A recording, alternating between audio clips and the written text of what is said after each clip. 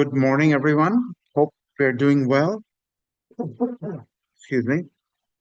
So, guys, let me tell you a couple of important things. We'll have a class today. We're going to wrap up 2.2, and the last section that we didn't do is a little tedious. I'm going to take a little bit of time to go over it. It's actually a difficult idea. So, before we go on and start 2.2, the last part of 2.2, the last bit of 2.2. Let me explain to you what's coming up, guys. Our exam is on June 20th. Again, if you don't understand something that I'm saying, stop me anytime. Just say I have a question, or let me first explain this to you. So everything I'm going to tell you is here under the announcement section. Okay, study guide for exam one. Exam one will be available on June 20th, the entire 24 hours of June 20th. Okay. So we don't meet tomorrow, and then we don't meet on Saturday, Sunday, and Monday. Monday is a holiday. On Tuesday, June 20th, you're going to take this exam, exam one. We'll only cover two sections, 2.1 and 2.2. So not a whole lot. That's good news. I won't be able to give you extra time. I won't be able to change the date. Okay, students are eager to see their exams, how they did. So it affects the whole class, and this is a large class, okay? So be aware of that. I have limitations too, just like you have limitations, so do I. Once you start the exam, you will get 2 hours to finish it. It's really a 50-minute exam in class. When I give this exam, most of my students get 50 minutes, 50. You're getting 2 hours, so that gives you plenty of time. So make sure you take the exam in the right window. Where would you find the exam? Um, I'll show you how you would go there. It says here to Pearson My Lab Math Assignment Area. That's where you're going to go. What does that mean? Well, you're going to click it. Let me see. Stop share. I think we're sharing the screen, just making sure I'm recording. That's all.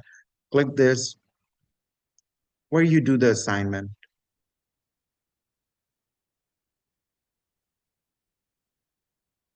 right here. Now you don't see this. You only see 2.1, 2.2, and Mock 1.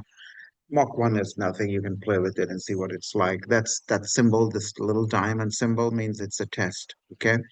Um, the good news is the test will feel like you're doing your homework. That's good news. I'll show you where the test is. You won't be able to go there because it's from the teacher's perspective. So I have the test all ready to go, really. I'm not going to show you the content of the test, but you don't have to follow any of this. Exam one is here. Okay, it will be available right before the 20th. I'm not going to show you the exam. Let me see if I can do edit.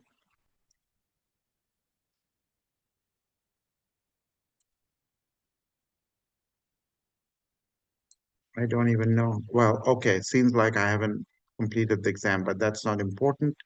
Um, I will complete it. You'll have about 20 questions, okay?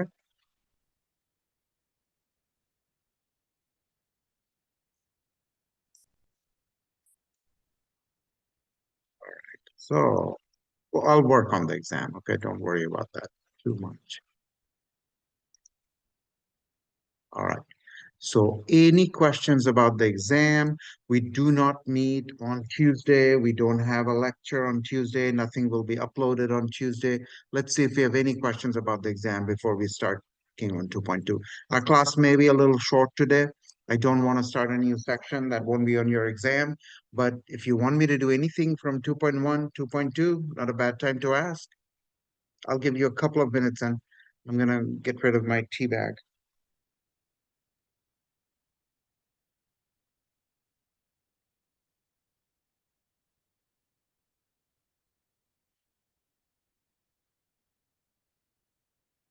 Any questions about the exam? I have a question. Please. So do we log on during lecture hours to take the exam? Is that when we log on? Good question. Not necessarily. You can. So June 20th is, if I'm not mistaken now, let me tell you, uh, today is Thursday. So June 20th, does anybody, is a Tuesday, right? Any, actually, the exam will be available midnight on June 19th, and it will be available for the 24 hours of June 20th. And you can log on anytime. It will be there. But once you log on, you have to wrap it up within 2 hours. Does that answer your question, Takara? Okay, thank you. Good. What other questions do we have, guys? So make sure you do 2.1, 2.2. I selected the same problems. Of course, everybody will get a different number, and the ones I selected, I'll see one thing, but when you guys get it, it'll be the same problem, but two will become three, cosine will become sine. So those subtle differences will be there. What other questions, guys? You get the whole 24-hour period. So on June 20th, I don't know at what time you get up. If you get up at 1 a.m. in the morning on June 20th, it'll be there. If you want to take it at 10 p.m. on June 20th, it'll be there. Make sure you give yourself 2 hours. So your exam must start on June 20th or whenever it's available. If I make it available late night, June 19th, that's fine. When the exam starts, uh, it it should start ideally on June 20th, and it should be wrapped up before midnight, June 20th. Any other questions, guys? All right. Seems like somebody is about to ask a question. All right, guys. So once again, I'm going to do those so-called difficult problems from 2.2, the last chunk that we left off. And let me go to the problem and explain to you. Um, I will do them, and it's actually a part of lecture two. I'll explain the problem and I'll explain the concept. And I'll do a couple. And since we have a little bit of extra time today, we're not starting a new section. Um, we will, we might do some problems the from 2.2 that are difficult enough. I just hate to start a new section when people are more interested in the exam. Okay, back to chapter 2.2. So we'll do a couple from the top that we have done. I will do a couple more just for fun. Okay, guys, so this is the problem. These are the problems, okay, that we haven't discussed. Now, um, 77, 78, 79, 80, 84. There will be problems like this on the exam, okay? So I'm going to pick a problem and gradually explain the concept. So try to understand that. Let's read the question. A point on the terminal side of an angle theta in standard position is given. Find the exact value of each of the six trig functions. Okay, I'm going to do 77. Okay, so bear with me. Um, I'm just going to pick up the problem. I won't, but you want to be familiar with the text. And I'm going to rewrite the problem if you don't mind.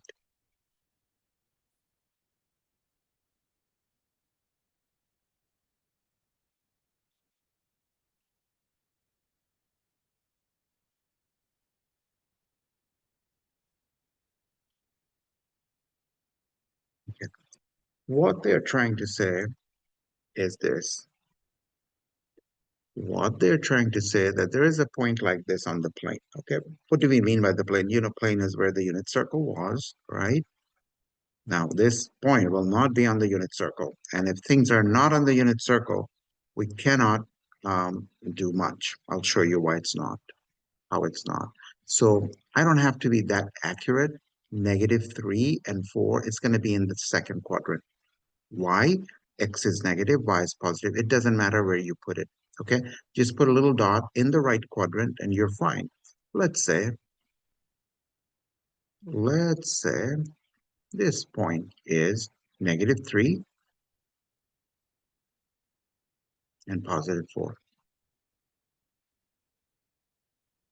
Let's just say. Now, I'm going to show you that this line, let me put a little dot here to kind of highlight that this is a point. Make it a little bigger, just for fun.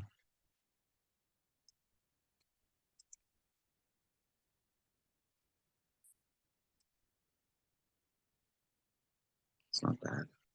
Right. This point is negative 3, 4. That's what the question is saying. Now we have to find sine, cosine, and all that of this angle. If you read the question, that's what they're saying. That's what they're saying. Now there is a catch. This is not on a unit circle. I'll prove it to you right now. If this was on a unit circle, this line should be 1 unit. It's not. Um, so I'm going to bring this here. And this edge, the horizontal edge, has to be negative 3. It's 3 units long. It's on the negative side, but it's 3 units long. That's all we care about. Negative 3. And this height is 4. Now you would say, oh, why should 4 look smaller than 3? It doesn't matter as long as the picture is, I can make it a little bigger, but it's not worth our time. Okay, this line is 4. This is negative 3. I'm going to use Pythagorean theorem to find this length. Okay, this is going to be, this is square plus this is square. Let's do it. I'm going to call this the radius r.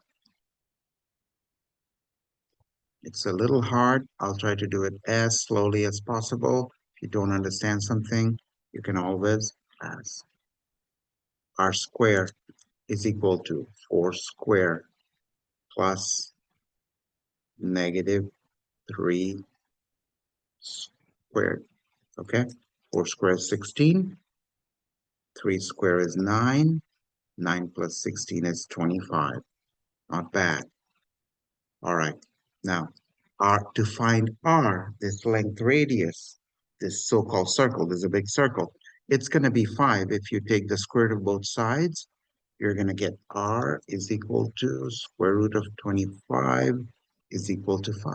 Okay, clearly it's not 1. So this point is not on the unit circle. Okay, so I know we are being recorded, so I'm going to delete this if you don't mind because I need the room.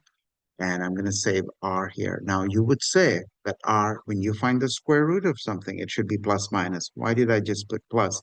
I put plus because it's radius. Radius is always going to be positive. Okay? So r is 5. That has been established. The catch is everything we did so far was on the unit circle. Okay? So I am going to draw a unit circle. If r is 5, r is pretty big. Again, you don't have to be accurate. Nobody cares. But it just make sure it's smaller. So let's say this is the unit circle. I'm going to even make it smaller than that. If I make it too small, I won't be able to write, but you get the point. This is the unit circle, okay? I am interested in this point, and how do I do that, guys? I am interested in this point. If I can find the coordinates of this point, let's change the color to red. Pink. Let's change the color to pink. I have to find the coordinates of the pink point. I know the coordinates of this. Let's make this green. Sorry, guys. I know the coordinate of the green point is negative 3 and positive 4. I need to know the coordinates of this pink point. How do I do that? Now I have a very good tool. I have a very good tool. My tool is if this whole thing is 5, I can actually replace this with 5 now. Okay? From 5, this big radius or line is 5 units. And this small line is 1. So I'm going to take, everything will be 1/5. So this big triangle, every side of this big triangle can be divided by this 5. If this 5 can be shrunk to 1, you're going to divide 4 by 5. This height is going to be 4 divided by 5.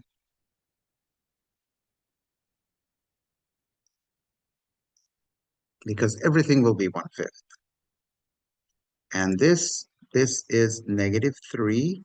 This is -3. So this little guy here will be -3 divided by 5.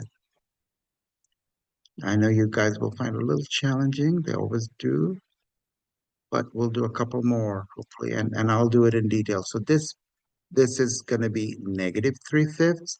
This is going to be 4/5. And this coordinate, the pink coordinate, let's put it here. It's those numbers. The pink coordinate is going to be, let me write it down nicely. 4/5, comma, negative, sorry, I made a tiny error, but I'll fix it. Minus 3x, and y is going to be 4/5. Now we have everything we need. I'm going to pause there a little bit. Well, before I pause, let me go over it once again, guys, okay? So we are claiming that this point is 5 units away from the origin. It's clearly not on the unit circle because the radius of the unit circle is 1. So how do I shrink this length to this small length on the unit circle, pretending there is a unit circle around here, which we can always draw? You will take this 5, you ask yourself, 5, how can I move from 5 to 1? Well, you take 5 and divide it by 5. So it'll be 1. Everything will be 1/5. Take this divided by 5. That's going to be this.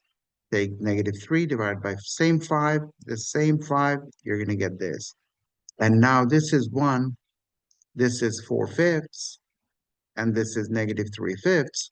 Once you make that conversion, you are back to the easy part of chapter 2, to section 2, and we can do everything. But let's pause here a little bit, see if anybody has any questions for me. Any questions? I'm going to take this picture to the next page and do my work there, okay? Because I don't want to mess this up. Oh, it's So a hard. Go ahead, I'm listening. I'm listening. are we supposed to be finding the 6 functions? Yes, we are, and we'll do it in a second. And that part is easy. This is hard part, so I'm giving you a little bit of time to process this. Does that make Okay, any so sense? Go ahead. this part, I don't recall this part. Like, I don't know. I'm just We kind of we lost. didn't we didn't quite do it. We didn't do this part, but do you remember anything about the unit circle? Yes, I do. Good, good. Look, if I gave you this coordinate so far, I'm glad you're asking that question. So far, this point was on the unit circle, right? This time around, it's not. So we want to bring it to the unit circle. And this triangle, this is a big triangle, okay? I am going Mhm. to shrink it to this smaller triangle. And how do I shrink it? And one way to do it is to cut everything by 5. So if the big length is 5, if I divide this 5 by 5, I'll get a 1 here.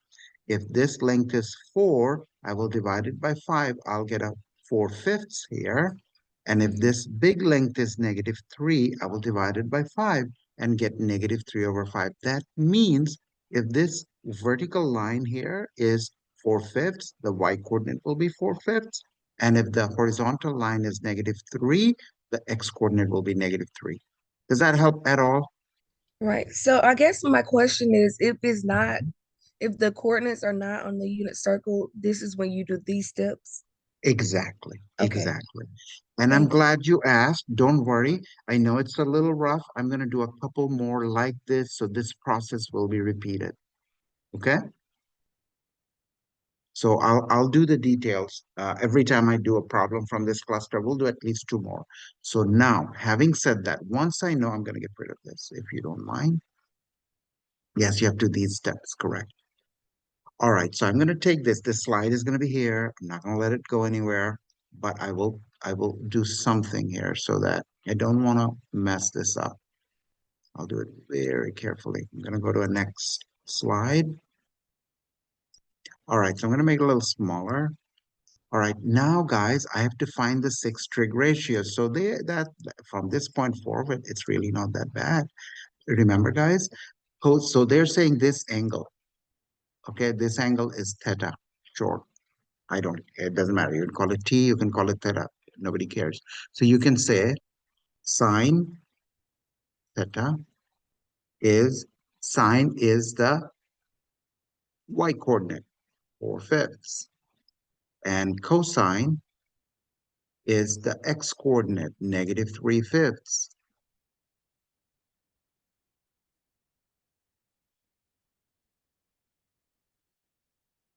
-3/5. Now let's write it nicely. Done. Got the two easy ones. And the reciprocal of sine theta is cosecant. And that's going to be, just flip it over, 5/4. And the reciprocal of cosine theta is secant theta. And that's going to be -5/3.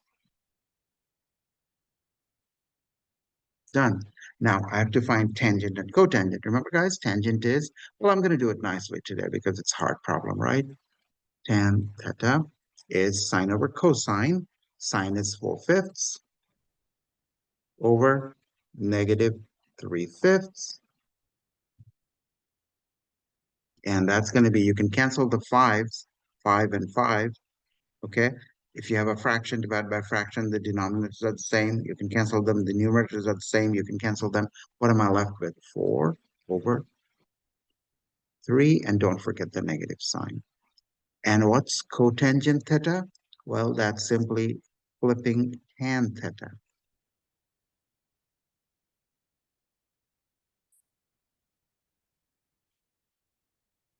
And don't forget the sign. Done. These are your answers to this, number 77. Let's pause there a little bit, guys. Those of you are brave and you want to ask questions, I think that's nice.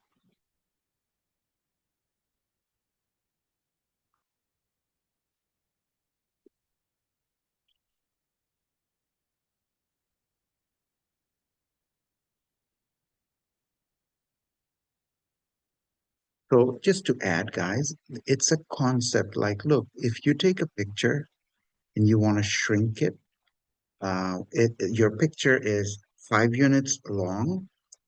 You're going to shrink it to 1 unit. You divide it by 5. Your width of the picture will be also divided by 5.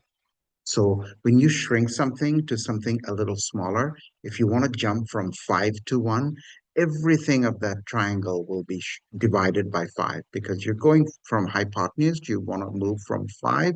Original hypotenuse was 5 and you want it to be 1. But what do? You divide it by 5. You have to do it with everything else. That's how things will not be distorted and they will nicely fit. And these triangles are called similar triangles. If you did a little bit of geometry in high school, you would know this big triangle here and this small triangle here are called similar triangles. They're similar. So when you shrink a picture, you're uploading it somewhere and it doesn't have a lot of room. It wants smaller size pictures. You shrink it. And when you shrink it, if you don't want to distort it, everything is halved or divided by 5 or divided by 10. The length is divided by 10, the length of your picture. Width of your picture is divided by 10. If you don't divide consistently, it's going to look distorted. It's a little bit of a side issue, but not too much. But let's pause there a little bit. I'll do as I promised. I'll do a couple more easily. Any other questions, guys? All right, guys, let's move on. Let's see what we can do. I'll actually save these for now. Well, let's see. All right, so here, let's do something a little difficult. Yeah, let's do 79. 79 is 2 and -3, okay? Again, read the question. A point on the terminal side of an angle theta in standard position, find the exact values of the 6 trig functions of theta. So let me do it from scratch again. 79 is 2 and -3, okay? 79 is 2 and -3. Okay, so I can tell you, and we're gonna prove it to you that it's not on a unit circle. Okay, so I'm just gonna take the plane, x-axis, y-axis. Where is it? And I don't care about accuracy. It doesn't help with my problem. I just want to put it in the right quadrant. So x is positive, y is negative. It's going to be here. Okay. So again, oh boy. So guys, it's going to kick me out while I'm doing this difficult problem. So let's jump out right now, if you don't mind, guys. And we'll come back. So when you watch the video later, it won't seem so, too choppy. See you soon. We'll start with this problem. Bye-bye.